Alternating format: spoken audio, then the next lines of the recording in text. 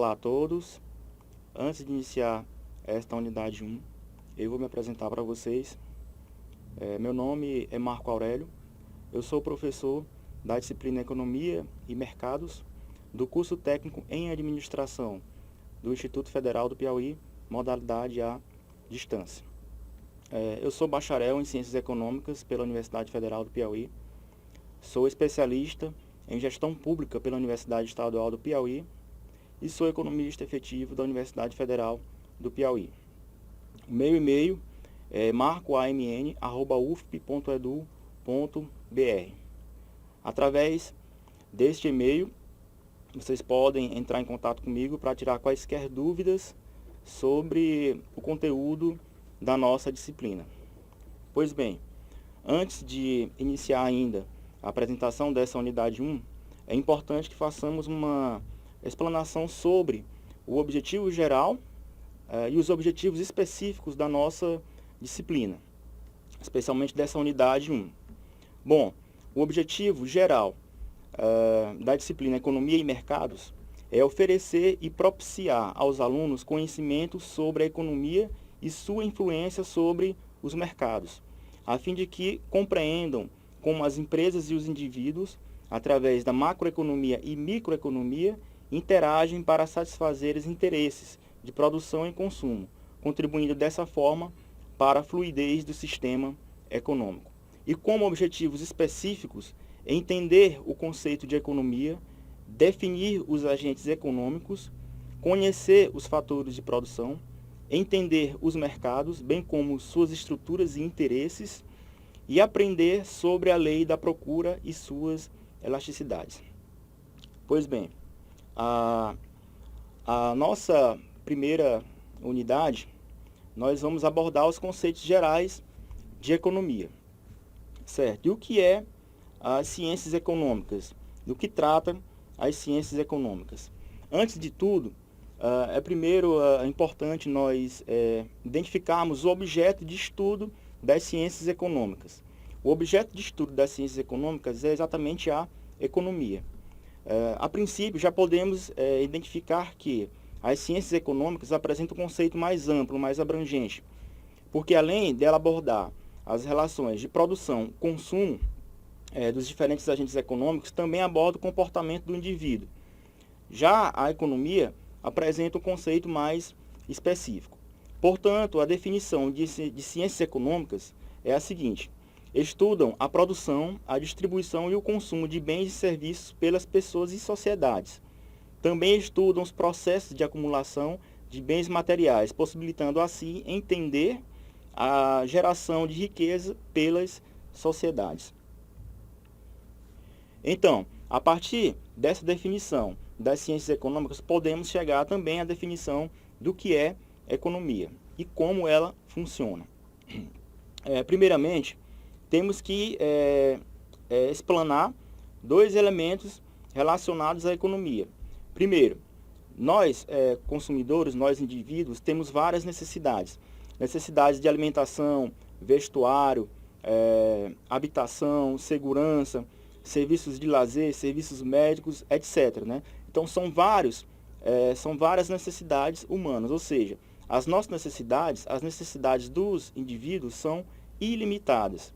Enquanto isso, do outro lado, vemos que a capacidade de produção das empresas são limitadas. Então, existe essa dicotomia entre as nossas necessidades, que são ilimitadas, e a capacidade de produção das empresas, que é limitada. Daí surge a problemática da escassez. E é sobre essa problemática que a economia vai atuar.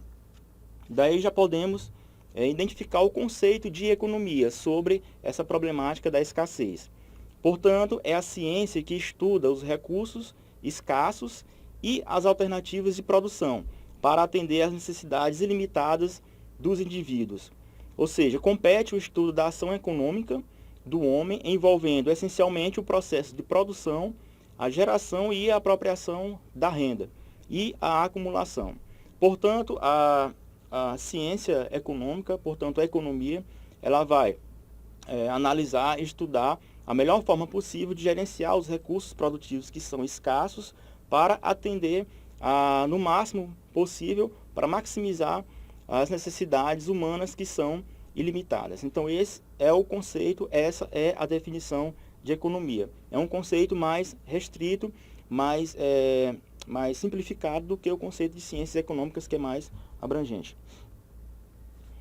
Bom, prosseguindo dentro do nosso conteúdo, temos que identificar alguns elementos que são importantes no conhecimento, no conhecimento da economia.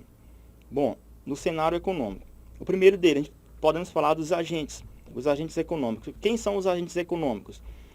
São as pessoas, as empresas e o governo. Esses agentes econômicos vão interagir entre si, cada um buscando maximizar o interesse seu.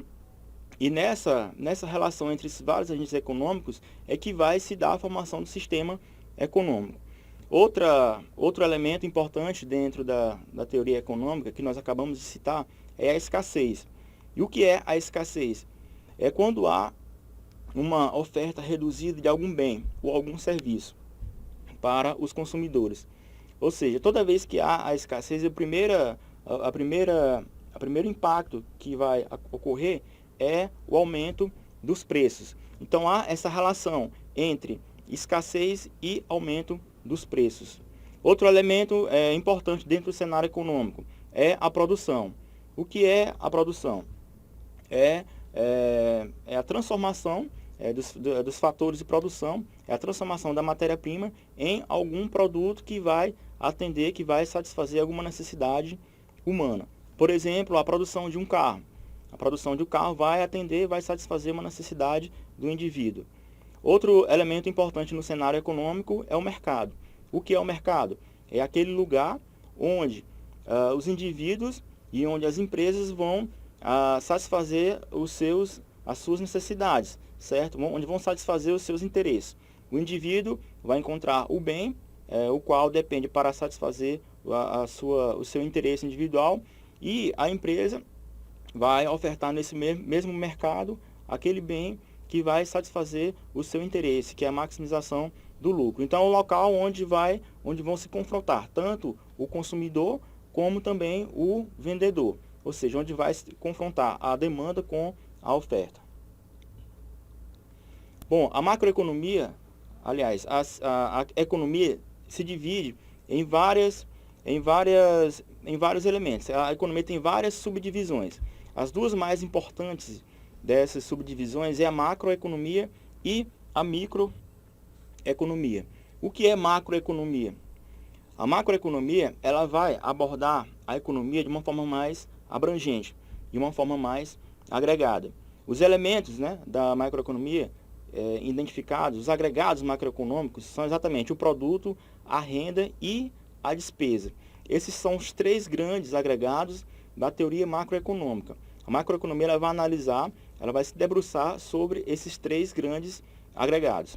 Então, a macroeconomia ela analisa a economia como um todo. Ao contrário da macroeconomia, vem a microeconomia, que vai analisar a economia de uma forma mais específica. Então, ela vai, por exemplo, analisar o comportamento de consumo das pessoas, das famílias e das empresas. E ela vai se debruçar também ao estudo da produção de bens e serviços, formação dos preços e fatores de produção relacionados a estes indivíduos, famílias e empresas. Então, a microeconomia vai analisar o comportamento dos indivíduos, visto de forma separada, das famílias, das empresas e do governo, bem como a influência desses comportamentos sobre a formação dos preços. Então, essa é a definição, esse é o campo de análise da teoria microeconômica. Então, a macroeconomia analisa o mercado de uma forma mais abrangente e a microeconomia vai analisar o mercado de uma forma mais específica, mais individual. Existe uma relação entre a macroeconomia e a microeconomia? Ou então, a microeconomia vai influenciar na macroeconomia? É claro que sim. Por exemplo, o produto nacional. O produto nacional, ele corresponde ao produto individual das empresas. Então, cada empresa tem, em um determinado período de tempo, um produto. Então, a soma desses produtos vai gerar o produto agregado, que é o produto nacional.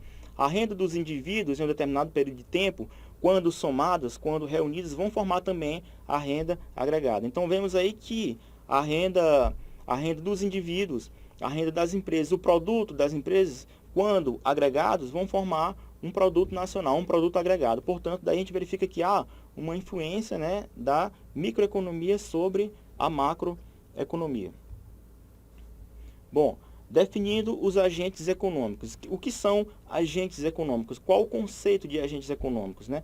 São todos os indivíduos, empresas e órgãos públicos que participam de um mercado e possuem uma relação de troca de bens ou serviços. Quais são os agentes econômicos? São as famílias, as empresas e os governos. O que fazem com que esses agentes econômicos se relacionem entre si? É o que chamamos de necessidade, né? Então,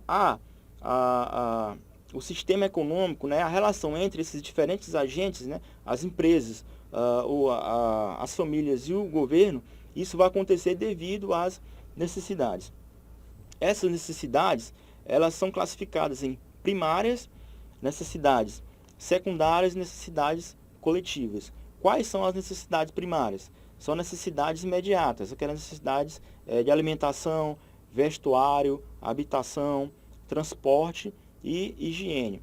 E as necessidades secundárias são aquelas vinculadas ao desejo ou ao impulso. Ou seja, as necessidades secundárias extrapolam as necessidades primárias. E por último, temos as necessidades coletivas, que referem-se aos serviços públicos. Então, o indivíduo primeiro, ele começa a atender às suas necessidades primárias, que estão mais relacionados à sua sobrevivência. Depois, quando ele atinge esse nível, ele passa a querer atender às suas necessidades secundárias e, posteriormente, às necessidades coletivas. Daí, verificamos que as necessidades humanas são ilimitadas. Bom, outro elemento importante dentro da economia são os bens. O que são os bens e como eles são classificados? Bom, eles podem ser classificados quanto à raridade. Nesse caso, temos os bens econômicos e os bens não econômicos. Por exemplo, a água é um bem econômico, porque ela pode ser comercializada, você pode atribuir um valor à água. Enquanto isso, o ar que respiramos é um bem não econômico. Você não tem como atribuir um valor ao ar que respiramos. Quanto à natureza, os bens podem ser classificados em materiais ou bens de produção ou serviços. Nesse caso, temos os bens tangíveis e os bens intangíveis. Por exemplo, produtos industrializados são os bens ditos materiais. E os serviços médicos são bens intangíveis, né? São bens imateriais. A gente não tem como palpar esses bens considerados imateriais, intangíveis. E quanto ao destino, temos os bens de consumo, que podem ser duráveis e não duráveis, e temos os bens de produção, que são os bens transitórios e duráveis. Os bens de consumo são aqueles bens que já se destinam ao seu consumo final, e já estão prontos e acabados para o consumidor usufruir dele. Enquanto isso, os bens transitórios e duráveis são aqueles bens que são utilizados para produzir outros bens, são chamados também de bens intermediários. Por exemplo, máquinas para produção. Máquinas para produção são bens que serão empregados para produzir outros bens. E o que são fatores de produção? Bom, a economia, para que ela possa produzir, para que ela possa ofertar, colocar no mercado bens e serviços que atendem às nossas necessidades, às necessidades dos indivíduos, ela precisa utilizar os chamados fatores de produção. Então, o primeiro fator de produção é o chamado fator terra. O que é o fator terra? O fator terra abrange os recursos naturais que encontramos no planeta e fora dele. Por exemplo, o solo, o subsolo, as águas, o clima, a flora, a fauna, a energia do sol, são exemplos de fator terra. E o fator trabalho, o que é o fator trabalho? É o fator mão de obra, por exemplo, é o fator trabalho, que também vai corresponder, que vai constituir a transformação e a formação dos bens, certo? Dentro desse quesito, dessa questão da força de trabalho, temos a produção, a população total. A população total ela é dividida em população não mobilizável economicamente e população economicamente mobilizável.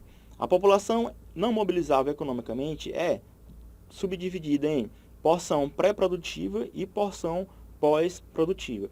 A porção pré-produtiva incluem aquelas pessoas de 0 a 15 anos, certo? São pessoas que não estão ainda na faixa de trabalho, não se incluem naquela faixa de trabalho, não estão aptas a trabalhar ainda. E a porção pós-produtiva são aquelas pessoas que estão acima de 60 anos, já contribuíram para a economia e acima de 60 anos não estão aptas a produzir, não estão aptas a produzir economicamente, né, falando. Então, temos a porção pré-produtiva e a porção pós-produtiva. E a população economicamente mobilizável, que são aquelas pessoas que estão entre 15 e 60 anos, né? Daí temos a população economicamente ativa, que é aquela população que está trabalhando, que está dentro do mercado de trabalho, e temos a população economicamente inativa, que é aquela população que, apesar de fazer parte daquela população economicamente mobilizável, não está trabalhando em um determinado momento. E temos o fator capital, né, que representa o quanto uma pessoa conseguiu acumular de recursos, né? Esses recursos podem ser tanto o dinheiro, como pode também ser terras, por exemplo, né? Quais são as fontes de acumulação? Temos as fontes internas e temos as fontes externas. As fontes internas são as poupanças, né, que podem ser as poupanças das famílias, das empresas e do governo, do setor público. E temos o fator externo, que é o ingresso líquido de capitais, empréstimos e financiamentos, transferências de governos. E o fator tecnologia. O que é o fator tecnologia? É a capacidade de inovar algo que já existe, ou inventar algo para tornar a vida mais fácil, né? É você utilizar algum mecanismo, né, para poder aprimorar o processo de produção e assim poder otimizar a produção, produzir mais em o menor tempo possível e assim, consequentemente, influenciar também no preço desse produto, né? É a busca contínua por novos processos, otimizar espaços, maximizar tempo e produção, ou seja, reduzir os custos. E por último temos o fator empresarial. O que é o fator empresarial? É aquela pessoa, aquele indivíduo que vai assumir o risco, né? Que vai assumir o risco, que vai empregar os seus recursos para reunir todos os fatores de produção e começar um processo produtivo, ou seja, produzir algo, produzir um bem e assim ofertar para a sociedade. Então esse é o conceito de fator empresarial. Os setores de produção. Quais são os setores de produção? Temos basicamente 3 setores: o setor primário, o setor secundário e o setor terciário. O setor primário, encontramos a agricultura, né? Encontramos a agropecuária ou produção animal e o extrativismo. O setor secundário, temos as indústrias de extração mineral, né? De transformação, de construção e atividades semi-industriais. E o fator terciário, o setor terciário, temos a prestação de serviços e o comércio. Ou seja, o processo de produção em qualquer um desses setores, né, resulta em um bem ou em um serviço. Bom, e o que é mercado? O que é mercado? O mercado, como já falei anteriormente, é aquele lugar onde a gente vai identificar, onde vai confrontar o consumidor com o seu respectivo produtor. O mercado ele evoluiu ao longo do tempo, né? Primeiro tivemos o escambo, né?